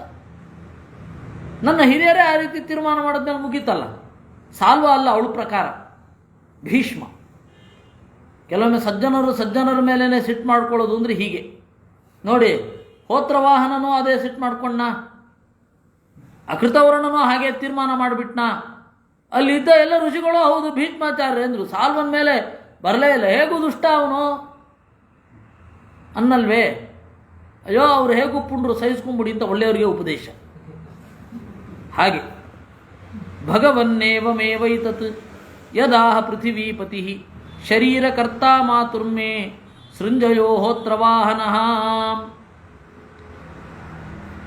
ನಶ್ಯುತ್ಸ್ಯಹೇ ಸ್ವನಗರಂ ಪ್ರತಿ ಯಾತುಂ ತಪೋಧನ. ಏನೇ ಆಗಲಿ ನನ್ನ ಅಪ್ಪನ ಮನೆಗೆ ಮಾತ್ರ ನಾನು ಹೋಗುವುದಿಲ್ಲ. ಅವಮಾನ ಭಯಾಚ್ಚೈವ ವ್ರೀಡಯಾ ಚ ಮಹಾಮುನೆ. ಭೀಕರ ಅವಮಾನದ ಭಯ ಮತ್ತೆ ವ್ರೀಡಯ ನಾಚಿಕೆ, ನನಗೆ ಹೋಗಲಿಕ್ಕೆ ನಾಚಿಕೆ ಆಗ್ತದೆ. ಯತ್ತು ಮಾಂ ಭಗವಾನ್ ರಾಮೋ ವಕ್ಷತಿ ದ್ವಿಜ ಸತ್ತಮ ತನ್ಮೇ ಕಾರ್ಯತಮಂ ಕಾರ್ಯಂ ಇತಿ ಮೇ ಭಗವನ್ಮತಿ. ಅದರಿಂದ ಪರಶುರಾಮ ಏನು ಹೇಳ್ತಾನೋ ಅದರ ಮೇಲೆ ಮುಂದಿನ ತೀರ್ಮಾನ ಅಂತ ಹೇಳಿದಳು ಅನ್ನುವಲ್ಲಿಗೆ 164ನೇ ಅಧ್ಯಾಯ. ಅಕೃತವರ್ಣಃ ದುಃಖಂ ದ್ವಯೋರಿದಂ ಭದ್ರೇ ಕತರಶ್ಚ ಚಿಕೀರ್ಷಸಿ ಪ್ರತಿಕರ್ತವ್ಯಮಚಲೆ ಅಬಲೆ ತತ್ವಂ ವತ್ಸೇ ವದಸ್ವ ಮೇ.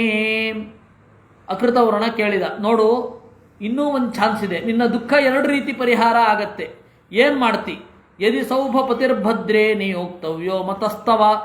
ಸಾಲ್ವನಿಗೆ ಜೋರು ಮಾಡಿ, ಏಯ್ ನಿನ್ನನ್ನು ಪ್ರೀತಿಸಿದ ಹುಡುಗಿಯನ್ನು ತಿರಸ್ಕಾರ ಮಾಡ್ತೇನೋ, ಮದುವೆ ಆಗು ಅಂತ ಹೇಳೋದಾ? ಅದನ್ನೂ ಮಾಡ್ತಾನೆ ಪರಶುರಾಮ. ಅಥಾಪಗೇಯಂ ಭೀಷ್ಮಂ ತ್ವಂ ರಾಮೇಣೇಚ್ಛಸಿ ಧೀಮತ ರಣೇ ವಿನಿರ್ಜಿತಂ ದ್ರಷ್ಟುಂ ಕುರ್ಯಾತ್ ತದಪಿ ಭಾರ್ಗವಃ. ಪರಶುರಾಮನ ಬಳಿಗೆ ಹೋಗಿ ನೀನು ಹೀಗೆ ಹೇಳಿದರೆ, ಭೀಷ್ಮರೇ ಇದಕ್ಕೆ ಉತ್ಪತ್ತಿ ಮೂಲ ಅಂತ ಹೇಳಿದರೆ, ದುಃಖೋತ್ಪತ್ತಿ ಮೂಲ ಅಂದರೆ ಭೀಷ್ಮಾಚಾರ್ಯರ ಬಳಿನೇ ಮಾತಾಡ್ತಾರೆ. ಯಾವುದು ಬೇಕು? ಸೃಂಜಯಸ್ಯ ವಚ ಶ್ರುತ್ವಾ ತಥೈವ ಚ ಶುಚಿಸ್ಮಿತೆ ಯದತ್ರಾನಂತರಂ ಕಾರ್ಯಂ ತದತ್ರೈವ ವಿಚಿಂತ್ಯತಾಂ. ನೀನೇ ಹೇಳು, ಸಾಲ್ವನಿಗೆ ಹೇಳಬೇಕಾ? ಯಾರಿಗೆ ಇನ್ಫ್ಲೂಯೆನ್ಸ್ ಮಾಡಬೇಕು, ಸಾಲ್ವನಿಗ ಭೀಷ್ಮನಿಗ ಅಂತ ಆಪ್ಷನ್ ಕೊಟ್ಟರು. ಯಾರು? ಅಕೃತವರ್ಣರು. ಅದಕ್ಕೆ ಅಂಬೆ ಏನು ಹೇಳೋದು? ಅಪನೀತಾಸ್ಮಿ ಭೀಷ್ಮೇಣ ಭಗವನ್ನ ವಿಜಾನತ. ಭೀಷ್ಮನನ್ನೇ ಸರಿ ಮಾಡಬೇಕು. ಯಾಕೆ ಅಂದರೆ ಒಂದು ಹೆಣ್ಣಿನ ಆಸೆಯನ್ನು ತಿಳ್ಕೊಳ್ಳದೆ ಎತ್ಕೊಂಡ್ಬಂದ್ಬಿಡೋದ? ಅದು ಅವನಿಗಾಗಿ ಎತ್ಕೊಂಡ್ಬಂದಿದ್ರೆ ಸರಿ, ಬೇರೆ ಯಾರಿಗೋ ಎತ್ಕೊಂಡು ಹೋಗ್ತಾ ಇರೋದು ಏನು ಭೀಕರ. ಇನ್ಯಾರಿಗೋ ಮದುವೆ ಆಗಬೇಕು ಅಂತ ಹೇಳಿ ಅವನ ಬಗ್ಗೆ ಗೊತ್ತಿಲ್ಲ, ನಾನು ಹೆಣ್ಣನ್ನು ಕರ್ಕೊಂಡು ಹೋಗೋದು, ನಾನು ಒಪ್ಸಿರೋದು ಅಂದರೆ ಅದು ಅವ್ನು ಬೇಡವಾ? ಅದು ಕರ್ಕೊಂಡೋಗಿ ಮುಂದೆ ನಿಲ್ಲಿಸೋದು. ಅವನು ಆಗತ್ತೆ ಅಂತನೋ ಆಗಲ್ಲ ಅಂತನೋ, ಅಥವಾ ಇವಳಿಗೆ ಇಷ್ಟ ಆಗುತ್ತೋ ಇಷ್ಟ ಆಗಲ್ವೋ, ಇದು ಬಹಳ ಸೂಕ್ಷ್ಮ ಸಮಾಚಾರ. ನಮ್ಮನ್ನು ಎತ್ಕೊಂಡು ಹೋದ. ನಾವೇನು ಅಂದ್ಕೊಂಡ್ವಿ? ನಾವು ಹೇಗೂ ವೀರ್ಯ ಶುಲ್ಕರು, ಪರಾಕ್ರಮ ಎಲ್ಲಿರುತ್ತೋ ಅಲ್ಲಿ ನಾವು ಅಂತ ನಾವು ಅಂದುಕೊಂಡ್ವಿ. ಅಲ್ಲಿ ನೋಡಿದ್ರೆ ಅದಲ್ಲಂತೆ, ಬೇರೆ ಅಂತೆ. ಒಂದು ರೀತಿ ದುರ್ಯೋಧನನ ಪರವಾಗಿ ಶಕುನಿ ಆಟ ಆಡಿದ್ದಕ್ಕೂ ವಿಚಿತ್ರ ವೀರ್ಯನ ಪರವಾಗಿ ಭೀಷ್ಮ ತಗೊಂಡ್ಬಂದದ್ದಕ್ಕೂ ಒಂದು ರೀತಿ ಒಂದೇ. ಪ್ರಾಕ್ಸಿವಾರ್ ಎರಡೂ ಕಡೆ ಅಸಂಗತ ಅಲ್ವೇ? ಇಲ್ಲಿ ಹಾಗಾಯ್ತಲ್ಲ, ನಾವು ಯಾರನ್ನ ಅಂತ ನಂಬಬೇಕು? ಅದರಿಂದಾಗಿ ಭೀಷ್ಮಾಚಾರ್ಯರಿಗೇನೆ ಹೋಗಿ ಜೋರು ಮಾಡಬೇಕು ಅಂತಂದವಳು. ಇದು ಅಂಬೆಯ ವ್ಯೂ ನೋಡಿ. ಅಂಬೆಯ ವ್ಯೂನೇ ಸಂದೀಪ್ ಅವ್ರ ವ್ಯೂ ಆಗಿದ್ರೆ ಏನು ಮಾಡ್ಲಿಕ್ಕೆ ಆಗ? ಇವ್ರು ನ್ಯಾಯ ಕೊಡ್ತು ಆ ಥರ ಹೇಳ್ತಾ ಇದ್ದಾರೆ, ಅದಕ್ಕೆ ಹೇಳಿದ್ವಿ. ಅಪನೀತಾಸ್ಮಿ ಏತದ್ವಿಚಾರ್ಯ ಮನಸಾ ಭವಾನ್ ಏತದ್ವಿನಿಶ್ಚಯಂ ವಿಚಿನೋತು ಯಥಾ ನ್ಯಾಯಂ ನಿಧಾನಂ ಕ್ರಿಯತಾಂ ತಥಾ ನಹಿ ಜಾನಾತಿ ಮೇ ಭೀಷ್ಮೋ ಬ್ರಹ್ಮನ್ ಸಾಲ್ವಗತಂ ಮನಃ. ಸಾಲ್ವನಲ್ಲಿ ನನ್ನ ಮನಸ್ಸಿದೆ ಅನ್ನೋದು ಅವನಿಗೆ ಗೊತ್ತಾಗಲಿಲ್ಲ. ಕೇಳಬೇಕಿತ್ತಲ್ವ ಕರ್ಕೊಂಡು ಬರಬೇಕಾದ್ರೆ. ಅದರಿಂದ ಭೀಷ್ಮನದ್ದೇ ತಪ್ಪು. ಭೀಷ್ಮೇವಾ ಕುರುಚಾರ್ದೂರೇ ಸಾಲ್ವರಾಜೇ ಥವಾ ಪುನಃ ಉಭಯೋರೇವ ವಾ ಬ್ರಹ್ಮನ್ ಯುಕ್ತಂ ಯತ್ತತ್ ಸಮಾಚಾರ. ಹೀಗೆ ಹೇಳ್ತಾ ಇರಬೇಕಾದ್ರೆ ಅವಳಿಗೆ ಮನಸ್ಸಿನಲ್ಲಿ ಗೊಂದಲ ಮೂಡಿತು. ಯಾಕೆಂದ್ರೆ ಅವಳು ಎರಡನೇ ಸಾಧ್ಯತೆಯನ್ನೇ ಯೋಚನೆ ಮಾಡಿರಲಿಲ್ಲ. ಭೀಷ್ಮನ ಮೇಲೆ ಸಿಟ್ಟಿತ್ತು, ಇಡೀ ವ್ಯವಸ್ಥೆಯ ಮೇಲೆ ಸಿಟ್ಟು. ಕೆಲವೊಮ್ಮೆ ನಮಗೆ ಸಮಸ್ಯೆ ಬಂದಾಗ ಇಡೀ ವ್ಯವಸ್ಥೆ ಮೇಲೆ ಸಿಟ್ಟು ಬರುತ್ತೆ. ನಿಧಾನಕ್ಕೆ ಕೇಳಿದಾಗ ನಮ್ಮಲ್ಲಿಯೇ ಇರುವ ಗೊಂದಲ ಗೋಚರ ಆಗುತ್ತೆ. ಹಾಗೆ ಅಂಬೆಗೂ ಅಷ್ಟೇ ಇಡೀ ವ್ಯವಸ್ಥೆ ಮೇಲೆ ಸಿಟ್ಟು ಬಂದ್ಬಿಡ್ತು. ಈಗ ಎರಡು ದಾರಿ ಇದೆ, ಭೀಷ್ಮರೋ ಸಾಲ್ವರೋ ಅಂತ ಕೇಳಿದಾಗ ಭೀಷ್ಮರನ್ನು ಆರಿಸ್ಕೊಂಡ್ರು. ಆಮೇಲೆ ಮತ್ತೆ ಗೊಂದಲ ಆಯಿತು ಅಲ್ಲ, ಭೀಷ್ಮ ಏನು ತಿಳಿದಿಲ್ಲ, ಅವನು ತಪ್ಪೇ ಇಲ್ಲ. ಆಗ ಇವನು ಹೇಳಿದ ಎರಡು ಆಪ್ಷನ್ಗಳನ್ನು ಮತ್ತೆ ಇವಳೇ ಅವನು ಕೊಡ್ತಾಳೆ. ಭೀಷ್ಮೇವ ಕುರುಚಾರ್ದೂಲೆ ಸಾಲ್ವರಾಜೇ ಅಥವಾ ಪುನಃ ಭೀಷ್ಮರಲ್ಲೇ ಆಗಿರಬಹುದು, ಸಾಲ್ವರಾಜನಲ್ಲೇ ಆಗಿರಬಹುದು, ನಿಮಗೇನು ಅನ್ಸೋತೋ ಅದನ್ನು ಮಾಡಿಬಿಡಿ ಇಲ್ಲ. ತೀರ್ಮಾನದ ತರಹ ಹೇಳ್ತಾ ಹೋದವಳು ಕಡೆ ಗೊಂದಲಕ್ಕೆ ಬಂದ್ಬಿಟ್ರು. ಕೆಲವೊಮ್ಮೆ ನಮ್ಮ ಸಮಸ್ಯೆಗೆ ಏನು ಪರಿಹಾರ ಅಂತಲೇ ಗೊತ್ತಿರಲ್ಲ, ಸಮಸ್ಯೆ ಪರಿಹಾರ ಆಗಬೇಕು ಅಂತ ಹೆಂಗಾಗತ್ತೆ. ನಿವೇದಿತಂ ಮಯಾ ಹೇತತ್ ದುಃಖ ಮೂಲಂ ಯಥಾ ತಥಂ ವಿಧಾನಂ ತತ್ರ ಭಗವಾನ್ ಕರ್ತುಮರ್ಹಸಿ ಯುಕ್ತಿತಃ. ಅದಕ್ಕೆ ನನಗೆ ಗೊತ್ತಾಗಿಲ್ಲ ಅಂತ ಅವಳಿಗೆ ಗೊತ್ತಾಯಿತು. ಅವಳು ಹೇಳ್ತಾಳೆ, ದುಃಖದ ಮೂಲ ನಾನು ನಿವೇದನೆ ಮಾಡಿದ್ದೇನೆ, ನೀವೇ ಏನು ಬೇಕೋ ಅದನ್ನು ಮಾಡಿಬಿಡಿ ಎಂದು. ಅಕೃತೌರಣಃ ಉಪಪನ್ನಮಿದಂ ಭದ್ರೇ ಯದೇವಂ ವರವರ್ಣಿನಿ. ನೀನು ಕರೆಕ್ಟಾಗಿ ಮಾತನಾಡಿದಿಂದ ಆ ಕಡೆಯ ಮಾತನ್ನು ಇಟ್ಕೊಂಡು ಹೇಳಿದ್ದವನು. ಉಪಪನ್ನಮಿದಂ ಭದ್ರೇ ಧರ್ಮ್ಯಂ ಪ್ರತಿ ವಚೋ ಬ್ರೂಯಾತ್ ಶೃಣು ಚೇದಂ ವಚೋ ಮಮ. ಧರ್ಮಯುಕ್ತವಾದ ಮಾತನ್ನು ಆಡ್ತಾ ಇದ್ದಿ.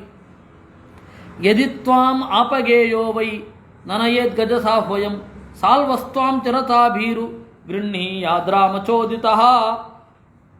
ಮೊದಲು ಭೀಷ್ಮರಿಗೆ ಅಪ್ರೋಚ್ ಮಾಡೋಣ. ಭೀಷ್ಮ ಸ್ವೀಕರಿಸಲಿಲ್ಲ ಅಂದರೆ ಸಾಲ್ವ ನಿನ್ನನ್ನು ಕರ್ಕೊಂಡೋಗೋ ಹಾಗೆ ವ್ಯವಸ್ಥೆ ಮಾಡ್ತೇನೆ ಎಂದ. ಆ ತರಹ ಆಗಿತ್ತು. ಮೊದಲ ಆಯ್ಕೆ ಭೀಷ್ಮ. ಭೀಷ್ಮ ಕೇಳಲಿಲ್ಲ ಅಂದರೆ ಸಾಲ್ವನ ಹತ್ರ ಹೋಗಬೇಕು ಅಂತ. ಒಂದು ಹೆಣ್ಣು ಈ ರೀತಿ ಅವಳಿಗೆ ಅವಳ ಇಚ್ಛಾಪೂರ್ವಕವಾಗಿ ಹರಿದು ಹಂಚು ಹೋಗುವಂತಹ ವ್ಯವಸ್ಥೆ ಮೊದಲು ಇಚ್ಛೆ ಇಲ್ಲದೆ ಶುರು ಆಯಿತು. ಆಮೇಲೆ ಇಚ್ಛಾಪೂರ್ವಕವಾಗಿ ಒಂದೋ ಇವನೋ ಒಂದೋ ಅವನು ಅಂತ ಹೇಳಿ ಆರಿಸಿಕೊಳ್ಳೋದು ಅಂತಂದರೆ ಅವಳಿಗೆ ಎಷ್ಟು ಕಷ್ಟ ಆಗಿರಬೇಕು ಮಾನಸಿಕವಾಗಿ. ತೇನತ್ವಂ ನಿರ್ಜಿತಾ ಭದ್ರೇ ಯಸ್ಮಾನ್ ನೀತಾಸಿ ಭಾಮಿನಿ ಸಂಶಯ ಸಾಲ್ವರಾಜಸ್ಯ ತೇನ ತ್ವಯಿ ಸುಮಧ್ಯಮೇ. ಅಕೃತವರ್ಣ ಹೇಳ್ತಾನೆ, ಅಲ್ಲ ನಿನ್ನಲ್ಲಿ ಸಂಶಯ ಇರೋದು ಸರಿಯೇ, ಭೀಷ್ಮ ಎತ್ಕೊಂಡ್ಮೇಲೆ ಶುದ್ಧವಾಗಿ ಉಳಿದಿರ್ತಿ ಅಂತ ಹೆಂಗೆ ಗೊತ್ತಾಗತ್ತೆ ಅವನಿಗೆ. ಭೀಷ್ಮ ಪುರುಷಮಾನೀಚ ಜಿತಕಾಶೀತ ತೈವ ಚ ತಸ್ಮಾತ್ ಪ್ರತಿಕ್ರಿಯಾಯುಕ್ತ ಭೀಷ್ಮೇ ಕಾರಯಿತು ತ್ವಯಾ. ಆಮೇಲೆ ನೋಡಿ ಹೇಗೆಲ್ಲ ಪ್ರಚೋದನೆ ಬರುತ್ತೆ. ಅಕೃತವರನ್ನು ಹೇಳ್ತಾರೆ, ಏನೇ ಆಗಲಿ ನೀನು ರಿವೆಂಜ್ ತೀರಿಸ್ಕೊಳ್ಬೇಕಾದ ಭೀಷ್ಮರ ಮೇಲೇನೆ ಅಂತ ಅಂದ್ಬಿಟ್ಟ. ಸಾಲ್ವ ಬಿದ್ದೇ ಹೋಯ್ತು. ಸಾಲ್ವನ್ ತಲೆನೇ ಕೆಡಿಸ್ಕೋತಾ ಇಲ್ಲ ಯಾರು. ಅಲ್ಲಿ ಸಾಲ್ವ ಸಾಲ್ವ ಅಂತ ಪದೇ ಪದೇ ಪ್ರಸ್ತುತನಾಗ್ತಾ ಇದ್ದಾನೆ ಸಾಲ್ವ. ಆದರೆ ಸಾಲ್ವನ ಬಗ್ಗೆ ಸಾಫ್ಟ್ ಕಾರ್ನರೇ ಇದೆ ಇವನಿಗೂ ಕೂಡ. ಅವನು ಹೇಳ್ತಾನೆ, ಜಿತಕಾಶಿ ಪುರುಷಮಾನಿ, ಯುದ್ಧವನ್ನು ಗೆದ್ದೆ ಅಂತನ್ನುವ ಹಮ್ಮು, ನಾನೊಬ್ಬನೇ ವೀರ ಅಂತನ್ನುವ ಬಿಮ್ಮು ಇರೋದು ಅವನಿಗೆ. ಈ ಹಮ್ಮು ಬಿಮ್ಮುಗಳ ಸಲುವಾಗಿ ನೀನು ಕೂಡ ಭೀಷ್ಮನ ಮೇಲೇ ರಿವೆಂಜ್ ತೀರಿಸ್ಕೊ ಅಂದ. ನೋಡಿ, ಒಬ್ಬ ಸಜ್ಜನ ದುರ್ಜನ ಏಮಾಗಿದ್ದವನನ್ನು ತಪ್ಪಿಸಿ ಇವಳು ಎಲ್ಲಿ ರಿವೆಂಜ್ ತೀರಿಸ್ಕೊಳ್ಬೇಕು ಅಂತ ಇವನೇ ತೀರ್ಮಾನ ಕೊಡೋದು. ಹೇಗಾಗ್ಬಿಡತ್ತೆ ಪರಿಸ್ಥಿತಿ ಅಂತ. ಅಂಬಾ ಮಮಾಪ್ಯೇಷ ಸದಾ ಬ್ರಹ್ಮನ್ ಹೃದಿ ಕಾಮೋಭಿವರ್ತತೆ ಘಾತಯೇಯಂ ಯದಿರಣೆ ಭೀಷ್ಮಮಿತ್ಯೇವ ನಿತ್ಯದ. ಅದಕ್ಕೆ ಅವಳು ಹೇಳಿದ್ಲು, ಪೂಜ್ಯರ ಬಳಿ ಒಂದು ನಿವೇದನೆ ಮಾಡ್ಕೊಳ್ಬೇಕು, ನನಗೂ ಅನ್ನಿಸ್ತಾ ಇತ್ತು ಯುದ್ಧದಲ್ಲಿ ಭೀಷ್ಮನನ್ನು ನಾನು ಕೊಲ್ಲಬೇಕು ಅಂತ. ಏನು ಮಾಡೋದು, ಯುದ್ಧ ಕಲ್ತಿಲ್ವಲ್ಲ. ಭೀಷ್ಮಂವಾ ಸಾಲ್ವರಾಜಂವಾ ಎಂವಾ ದೋಚೇಣ ಗಚ್ಚಸಿ ಪ್ರಶಾಸಿತಂ ಮಹಾಬಾಹೋ ಯತ್ಕೃತೇಹಂ ಸುದುಃಖಿತ. ಆದರೆ ಇನ್ನೂ ಒಂದು ನನ್ನಲ್ಲಿ ಇರುವಂತಹ ಸಮಸ್ಯೆ ಏನು ಅಂದರೆ, ನಾನಿವಾಗ ಭೀಷ್ಮರನ್ನು ಏನು ಮಾಡಬೇಕೋ ಸಾಲ್ವರಾಜನನ್ನು ಏನು ಮಾಡಬೇಕೋ ನೀವೇ ಹೇಳ್ಬಿಡಿ ಅಂತಂದ್ಲು. ಒಂದು ಸಮಸ್ಯೆ ಇರೋದು ಸಮಸ್ಯೆ ಅಲ್ಲ, ಆ ಸಮಸ್ಯೆಗೆ ಪರಿಹಾರ ತಿಳಿದೇ ಇರೋದು ಸಮಸ್ಯೆ. ಸಮಸ್ಯೆ ಎಲ್ಲರಿಗೂ ಇರುತ್ತೆ. ಸಮಸ್ಯೆಗೇನು ಪರಿಹಾರ? ಒಂದು ಸಮಸ್ಯೆ ಇದೆ, ಅದ್ರ ಪಾಡಿಗೆ ಅದು ಇದ್ಕೊಳ್ಳಪ್ಪ, ಅಂತ ಉಪೇಕ್ಷೆ ಮಾಡೋದು ಒಂದು. ಆ ಮಧ್ವಾಚಾರ್ಯರಿಗೂ ಈ ಸಮಸ್ಯೆನೇ ಇದ್ದದ್ದು. ಅದು ಸಮಸ್ಯೆ ಅಂತ ಅನ್ನಿಸ್ಲಿಲ್ಲ ಅವರಿಗೆ. ನಾನು ಅಕಸ್ಮಾತ್ ಬ್ರಹ್ಮಚರ್ಯದಲ್ಲಿ ಇದ್ದರೆ, ಅಕಸ್ಮಾತ್ ನಾನು ಗೃಹಸ್ಥನಾದರೆ ಹೋರಾಡಬೇಕಾಗತ್ತೆ. ಹೋರಾಡೋದು ಒಂದು ಸಮಸ್ಯೆ. ಇಲ್ಲ ಅಂದರೆ ಇದನ್ನೆಲ್ಲ ನೋಡ್ಕೊಂಡು ಕೂತಿರಬೇಕು. ಈ ಯಾವುದ್ಯಾವುದೋ ರಾಜರು, ಅವಿವೇಕಿಗಳು, ವೇದ ಗೊತ್ತಿಲ್ಲದೆ ಇರೋರು, ಇವ್ರಿಗೆಲ್ಲ ಶಿಕ್ಷೆ ಕೊಡಬೇಕು. ಶಿಕ್ಷೆ ಕೊಡಬಾರದು ಅಂತ. ಶಿಕ್ಷೆ ಕೊಡೋಣ ಅಂತಂದರೆ ಹರಿಸ್ವಸಾನನ್ವಚಿರಾದ ಸದ್ಭಿದೆ, ದುರ್ಗಾದೇವಿ ಬರ್ತಾಳೆ. ಆಯಿತು, ಶಿಕ್ಷೆ ಕೊಡೋದು ಬೇಡ ಅಂದರೆ ಶಕ್ತನಾದವನಿಗೆ ಕ್ಷಮೆ ಹೇಗೆ? ಸನ್ಯಾಸ ತೆಗೆದುಕೊಳ್ಳದ ಹೊರತು. ಅದಕ್ಕೆ ಅವರೇನು ಮಾಡಿದ್ರು? ಸನ್ಯಾಸ ತಗೊಂಡದ್ದು. ಆ ಸಮಸ್ಯೆಗೆ ಸ್ಪಷ್ಟವಾದ ಪರಿಹಾರ ಅವ್ರಿಗೆ ಗೊತ್ತಿದೆ. ಇವಳಿಗೆ ಸಮಸ್ಯೆ ಇದೆ, ಪರಿಹಾರ ಗೊತ್ತಿಲ್ಲದೆ ಇರೋದೇ ಸಮಸ್ಯೆ. ಅವಳು ಹೇಳ್ತಾಳೆ, ಈಗ ನಾನು ಯಾರನ್ನ ಏನು ಮಾಡಲಿ ಹೇಳಿ? ಜಾಸ್ತಿ ತಪ್ಪಿತಸ್ಥರು ಯಾರು? ಭೀಷ್ಮನೋ ಸಾಲ್ವನೋ? ಅದು ಗೊತ್ತಿಲ್ಲದೆ ಅಲ್ವಾ 6 ವರ್ಷ ಅಲ್ದಾಡಿದ್ದು?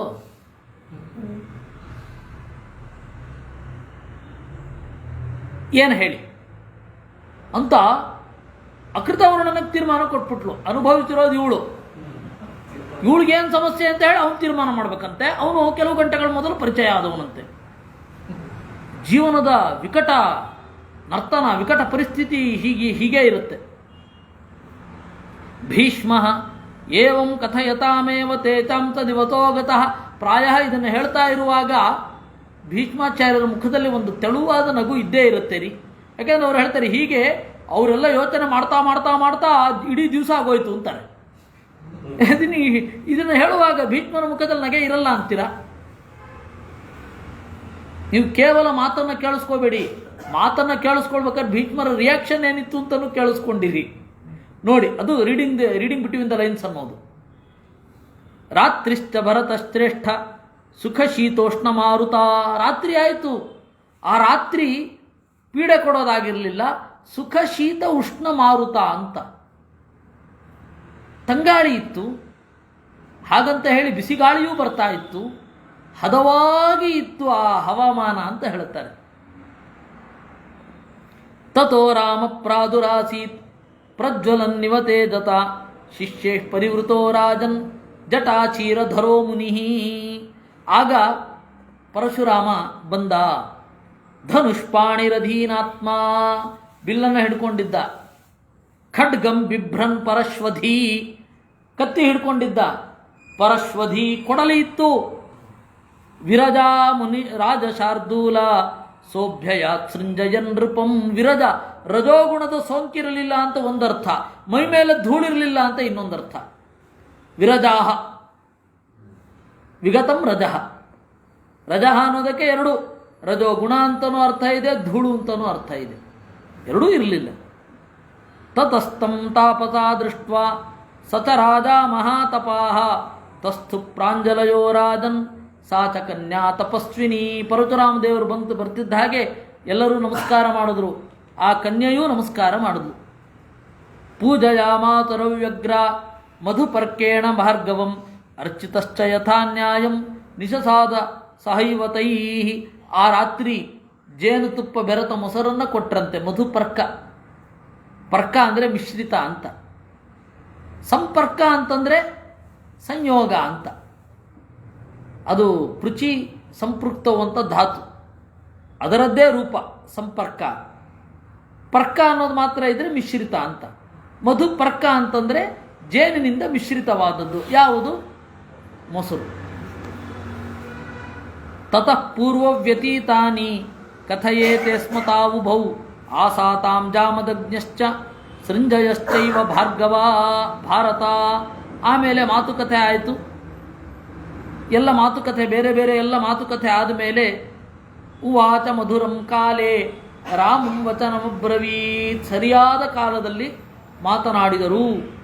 ಹೋತ್ರವಾಹನ ರಾಮೇಯಂ ಮಮ ದೌಹಿತ್ರಿ ಕಾಶಿರಾಜಸುತಾ ಪ್ರಭೋ ಅಸ್ಯಾಶೃಣು ಯಥಾ ತತ್ವಂ ಕಾರ್ಯಂ ಕಾರ್ಯವಿಶಾರದ. ರಾಮ, ಇವಳು ನನ್ನ ಮಗಳ ಪೈಕಿ, ಮಗಳ ತಲೆಮಾರಿನವಳು. ಇವಳ ಒಂದು ಬೇಡಿಕೆಯನ್ನು ಕೇಳು. ಭೀಷ್ಮ ಪರಮಂ ಕಥ್ಯತಾಂ ಚೇತಿ ತಾಂ ರಾಮ ಪ್ರತ್ಯಭಾಚತ. ಆಯಿತು, ಧಾರಾಳವಾಗಿ ಹೇಳುವಂತ ಆ ಅಂಬೆಯ ಕಡೆ ನೋಡಿದ. ಅವಳು ತಥೋಭಿವಾದ್ಯ ಚರಣೌ ರಾಮಸ್ಯ ಶಿರಸ ಶುಭ. ಶುಭ ಅಂತಾರೆ. ಅವಳ ಸ್ವರೂಪ ಯೋಗ್ಯತೆ ಚೆನ್ನಾಗೇ ಇದೆ, ಅದರಿಂದಾಗಿ ಶುಭ ಅಂತ ಪ್ರಯೋಗ ಮಾಡಿದ್ರು.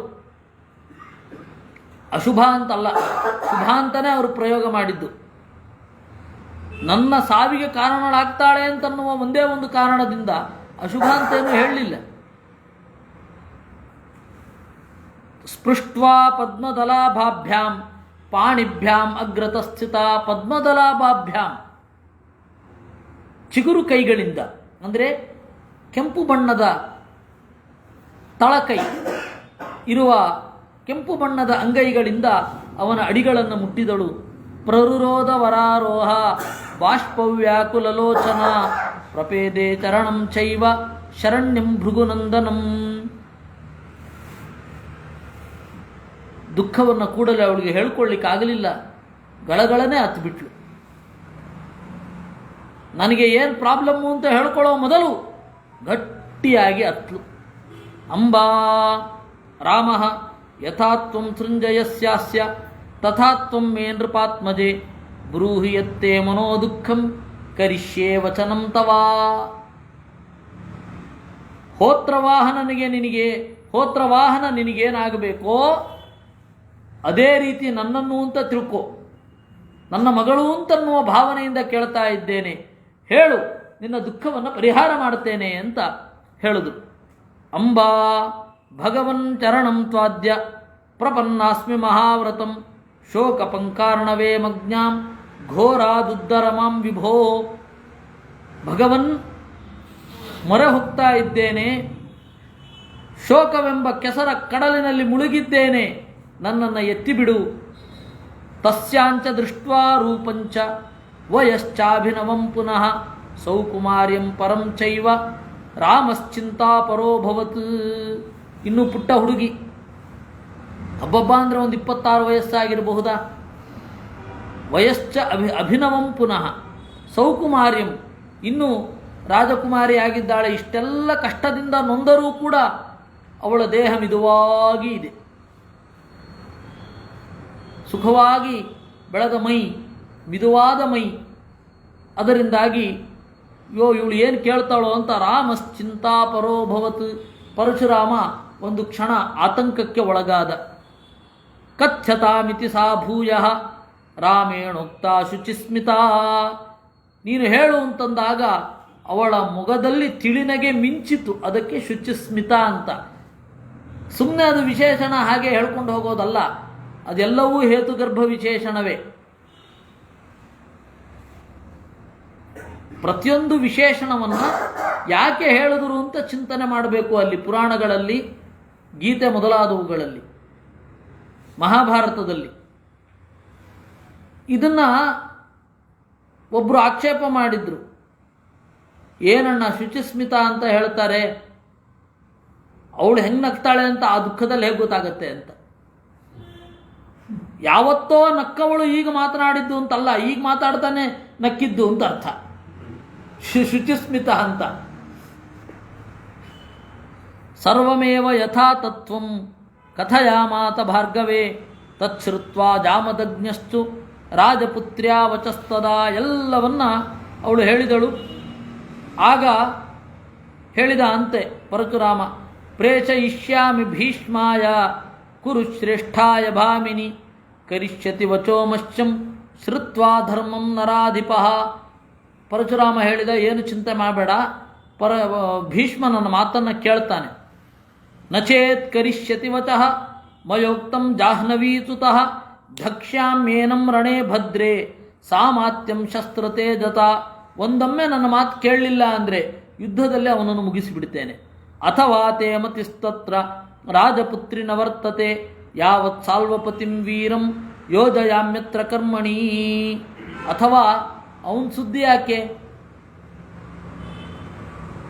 ಸಾಲ್ವನಿಗೇನೆ ನೀನು ಸೇರುವಂತೆ ಮಾಡ್ಲಾ. ಅಂಬಾ ವಿಸರ್ಜಿತಾಹಂ ಭೀಷ್ಮೇಣ ಶ್ರುತ್ವೈವ ಭೃಗುನಂದನ ಸಾಲ್ವರಾಜ ಗತಂ ಭಾವಂ ಮಮ ಪೂರ್ವಂ ಮನೀಷಿತಂ. ಇಲ್ಲ, ಭೀಷ್ಮನಿಗೆ ನಾನು ಸಾಲ್ವನಲ್ಲಿ ಆಸಕ್ತಳು ಅಂತ ಗೊತ್ತಾದ ಕೂಡಲೇ ಅವನು ಬಿಟ್ಟ. ಸೌಭರಾಜನ ಬಳಿಗೆ ಹೋದೆ, ಅವನು ನನ್ನನ್ನು ಸ್ವೀಕರಿಸ್ತಿಲ್ಲ. ಯಾಕೆಂದರೆ ಚಾರಿತ್ರ್ಯ ಪರಿಶಂಕಿತ, ನನ್ನ ಚಾರಿತ್ರ್ಯದ ಬಗ್ಗೆ, ಕ್ಯಾರೆಕ್ಟರ್ ಬಗ್ಗೆ ಅವನಿಗೆ ಡೌಟ್ ಬಂತು.